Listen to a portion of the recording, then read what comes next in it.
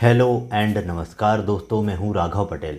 दोस्तों, आज हम डिस्कस करेंगे कि कोई लड़की आपको प्यार में धोखा दे तो आप कानून की किन धाराओं का सहारा लेकर उसे सजा करवा सकते हैं, धोखेबाज गर्लफ्रेंड को, या फिर कैसे जेल पहुंचा सकते हैं। दोस्तों, लड़कियों के द्वारा लड़कों पर धोखेबाजी और छेड़खानी या फिर पीछा करने के लिए धारा 354 से लेकर 354D तक झूठे आरोप, केस या फिर शादी का झांसा देकर गलत करने के केस तो आपने बहुत से देखे भी होंगे और सुने भी होंगे। लेकिन गलत तो लड़कों के साथ भी होता है, उनके साथ भी धोखे होते हैं। लेकिन हमारे समाज यानी सोसाइटी की ये धारणा है कि वे लोग लड़कियों के फेवर में ही बोलते हैं। उन बेचारे लड़कों के बारे में कोई नहीं बोलता है जिन्हें लड़कियां या फिर गर्लफ्रेंड धोखा देती हैं, उनका शोषण करती हैं। वैसे सब लड़के एक जैसे नहीं होते हैं, लड़के भी गलत होते हैं। लेकिन आज हम बात करेंगे उन शोषित लड़कों की जो अपनी धोखेबाज गर्लफ्रेंड से धोखा खाए हुए हैं। दोस्तों, हम इन धोखेबाज लड़कियों के ऊपर 7 प्रकार के क्रिमिनल व 2 प्रकार के सिविल केस कर सकते हैं। दोस्तों, हम बात करेंगे सिविल, रिकवरी शूट और मैंडेटरी डायरेक्शन के बारे में।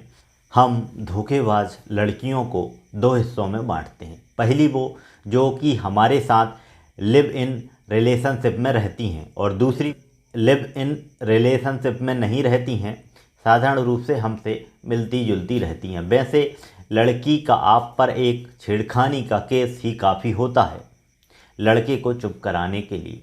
लेकिन कई बार ऐसे हालात पैदा हो जाते हैं जब लड़की लड़के पर झूठा केस कर देती है और लड़का भी सोच लेता है कि उसे भी लड़की को सबक सिखाना चाहिए, उसे डरना नहीं चाहिए, बेशक उसे सज़ा हो जाए।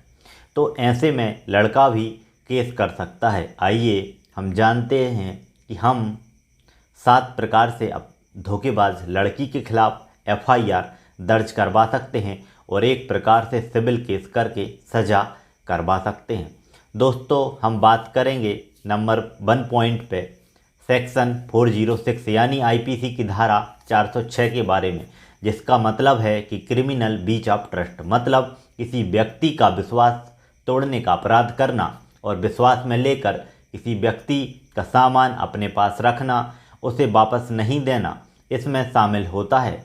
आप लोगों ने देखा होगा कि साधारणतः पत्नियां अपने पति व ससुराल वालों पर ये धारा लगाती हैं जब उन्हें अपना स्त्री धन उनसे वापस लेना होता है। लेकिन इस धारा का रूप ये है कि आप किसी का भी सामान अपने पास विश्वास के तौर पर रखते हो और वापस नहीं करते हो तो ये धारा लगती है।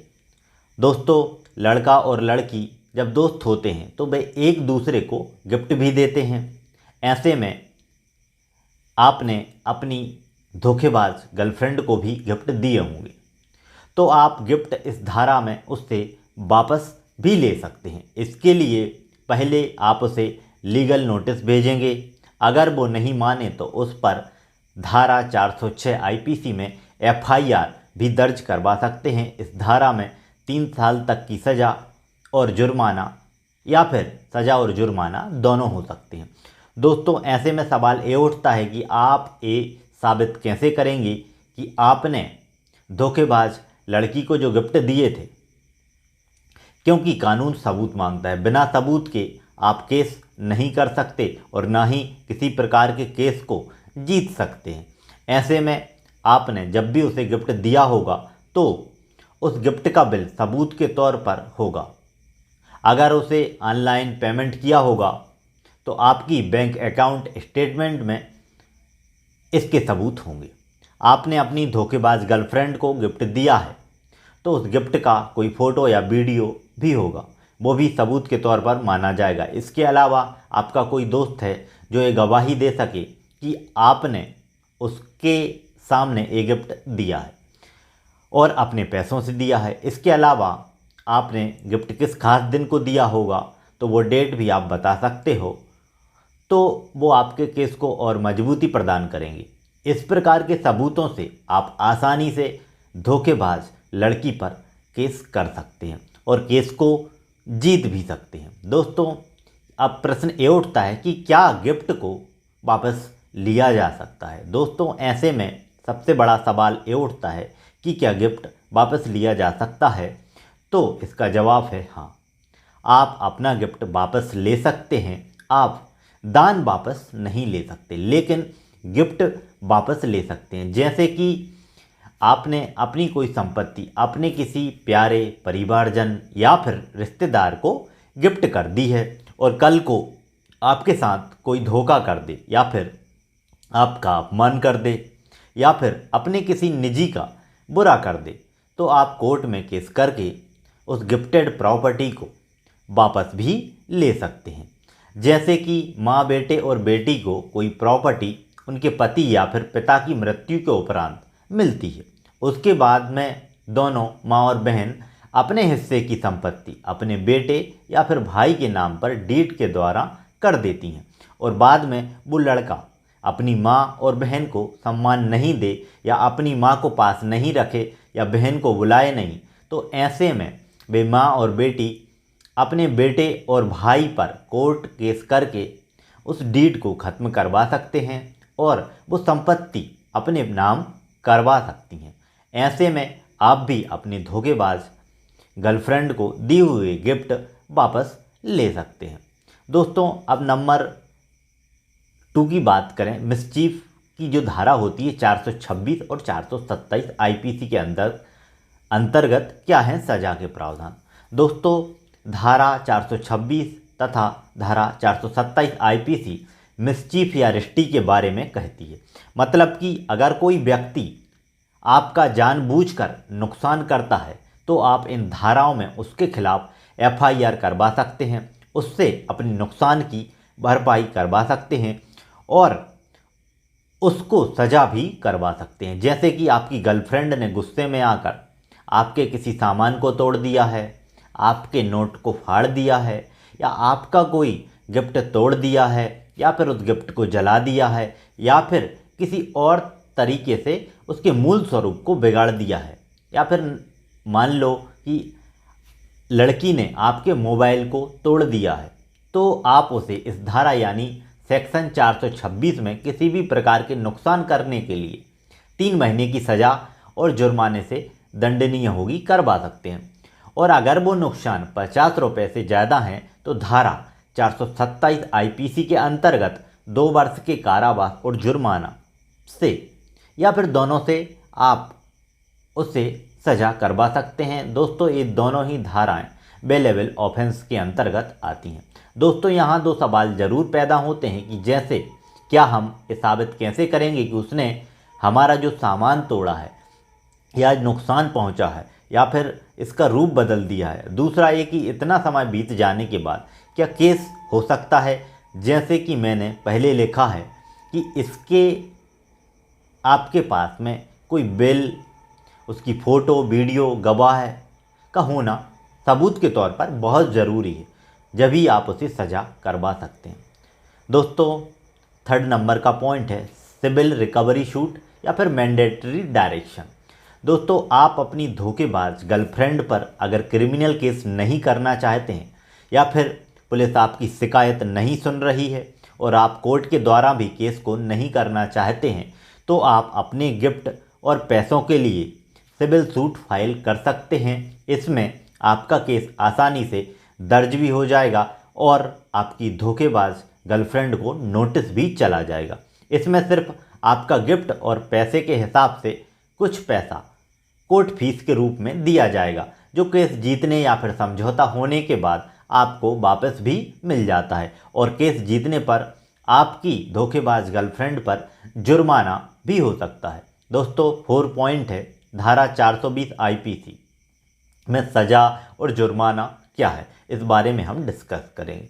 दोस्तों अगर आपकी गर्लफ्रेंड ने जानबूझकर प्लान करके आपका फ़ायदा उठाने के लिए आपसे दोस्ती की है और आपका फ़ायदा भी उठाया है, जैसे कि आपके पैसे खर्च करवाना, आपसे झूठ बोलकर कोई सामान लेना, उसे वापस नहीं करना, ये सब पहले से प्लान के रूप में किया हो, तो आप इस धारा के अनुसार अपनी धोखेबाज गर्लफ्रेंड के खिलाफ केस दर्ज करवा सकते हैं। इसमें दोषी पाए जाने पर उसे इस धारा यानी 420 आईपीसी के अनुसार 7 साल तक की सज़ा और जुर्माना या दोनों हो सकते हैं। यह एक गैर जमानतीय अपराध है यानी नॉन बेलेबल ऑफेंस की कैटेगरी में आता है।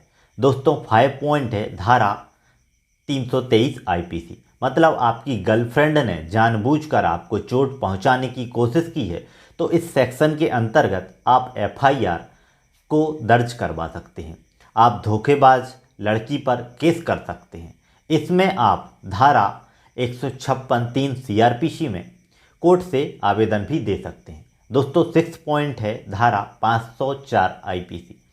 ब्रेकअप होने पर अगर आपकी धोखेबाज गर्लफ्रेंड ने आपको गाली देकर बोला हो या फिर अपशब्द कहे हो किसी भी प्रकार के, तो आप उसके खिलाफ इस धारा में सज़ा करवा सकते हैं। इसमें 2 साल तक की सज़ा, जुर्माना भी करवा सकते हैं। सबूत के लिए वही रिकॉर्डिंग, चैट या फिर गवाह का होना जरूरी है। अब दोस्तों 7 पॉइंट है धारा 506 आईपीसी। अगर ब्रेकअप होने के बाद आपकी धोखेबाज गर्लफ्रेंड ने आपको किसी भी प्रकार की धमकी दी है तो वह धारा 506 आईपीसी के अंतर्गत आती है। अगर उसने वो धमकी आपको गंभीर चोट पहुंचाने या फिर जान से मारने या फिर मरवाने की दी है तो इस धारा के अनुसार आप उसको 7 साल तक की सज़ा, जुर्माना या फिर दोनों से दंडित करवा सकते हैं। सबूत के तौर पर आपके पास रिकॉर्डिंग का या फिर चैट का या फिर गवाह का होना ज़रूरी है। दोस्तों अब हम बात करेंगे धारा 499 और धारा 500 आईपीसी के बारे में। अगर आपकी धोखेबाज गर्लफ्रेंड ने कभी आपको अपमानित किया है, जैसे कि ब्रेकअप के बाद लड़की लड़के को कई बार भला बुरा बोलती है, तो ऐसे ही आपको सबके सामने बहुत ही भला बुरा बोला है तो आप उस पर धारा 500 आईपीसी के तहत मानहानि का केस दर्ज करवा सकते हैं। इसमें सज़ा और जुर्माना दोनों हो सकते हैं। दोस्तों भारतीय दंड संहिता की धारा 499 के अनुसार किसी के बारे में बुरी बातें बोलना, लोगों को अपमानजनक पत्र भेजना, किसी की प्रतिष्ठा गिराने वाली अफवाह फैलाना, अपमानजनक टिप्पणी प्रकाशित या प्रसारित करना, किसी भी व्यक्ति से आप के बारे में कोई अपमानजनक बात कहना, अफवाह फैलाना, अपमानजनक टिप्पणी प्रकाशित करना मानहानि माना जाता है। दोस्तों अगर किसी निर्दोष व्यक्ति को अभियुक्त बना दिया जाए और वह सिद्ध कर सके कि उसे बदनाम या फिर ब्लैकमेल करने जैसे बुरे इरादे से उसके खिलाफ अभियोग लगाया गया था, तो वह अदालत में मामला दर्ज करके अभियोग लगाने वाले से मुआवजे की मांग कर सकता है। यह दावा आर्थिक तथा मानसिक दोनों प्रकार की चोट की भरपाई के लिए होता है। इस धारा में आप अपनी धोखेबाज गर्लफ्रेंड को 2 साल तक की सज़ा, जुर्माना या फिर दोनों करवा सकते हैं। यह एक जमानतीय अपराध है यानी बेलेबल ऑफेंस। दोस्तों अब पुलिस आपकी रिपोर्ट नहीं लिखती है तो आप कोर्ट का सहारा ले सकते हैं। इन सब धाराओं में पुलिस आपकी बात नहीं सुने तो आप कोर्ट में जाकर धारा 156(3) सीआरपीसी के अंतर्गत एफआईआर के आदेश कोर्ट के द्वारा जारी करवा सकते हैं। दोस्तों आशा है आपको यह वीडियो पसंद आई होगी। वीडियो से रिलेटेड आपका कोई क्वेश्चन है तो आप हमें कमेंट करके बता सकते हैं।